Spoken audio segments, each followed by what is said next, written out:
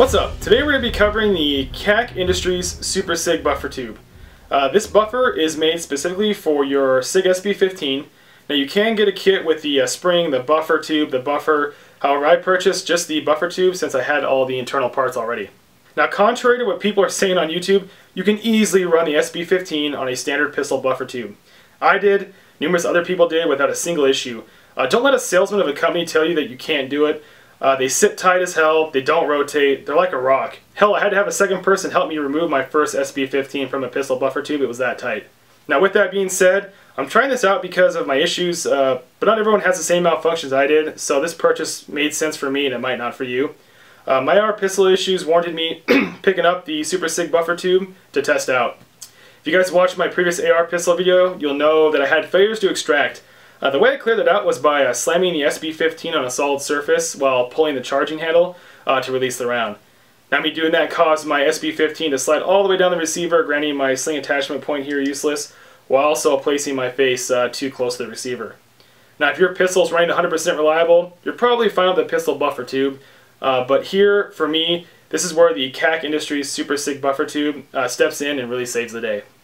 What's really nice about this buffer tube is it has your standard slot, castle nut, and end plate, so you can install this as you would any normal buffer tube. I think they had another version where it didn't include your standard installation parts, so installing it was a little bit tricky. So like I said, this is specifically made to hold your SB15. They machined this raised edge here to prevent your arm brace from sliding forward any further. On top of that, they've extended the buffer tube so it sits flush here with the end of the SB15. Whereas your standard pistol buffer tube does leave a pretty large gap depending on where you place your SB15.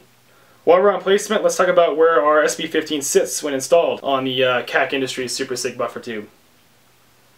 Alright guys, so we have these two ARs lined up pretty much at the end plates here, and as you can see, the KAK Industries Super SIG buffer tube places the SIG arm brace roughly the same distance away from your receiver as if you were to place any normal buttstock on the second position. So if you guys are at home and you want to see if you like the KAK Industries buffer tube and you already have an AR, put that sucker on the second position, shoulder it, and see if you'll like it, because if you do, you'll definitely do just fine with the KAK Industries Super SIG buffer tube.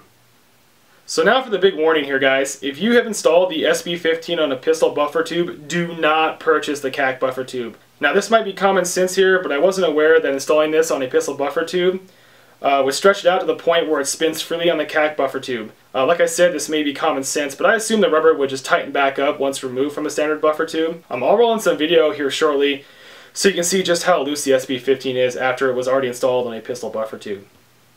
It would be nice if KAK Industries included some kind of warning on their website just to let people know. Because of that issue, I've gone ahead and ordered a new SB15, the one you're seeing right here. If you guys are like me and you're interested in the KAK Super SIG buffer tube, you're curious how the fitment is. Now obviously I ran both the SB15 on a pistol buffer tube and now on a KAK buffer tube with the new SB15. And I have to say the fitment is much better with a new SB15 than when it was already installed on a pistol buffer tube. As you can see here, my old arm brace spun freely on the KAK buffer tube with little to no resistance. It also could be installed and removed pretty easily. The fresh SIG SB15 couldn't be installed as easily. As you can see, I had to finish the installation off camera because of how tight that fitment really was. On top of that, you can see it doesn't spin or rotate at all.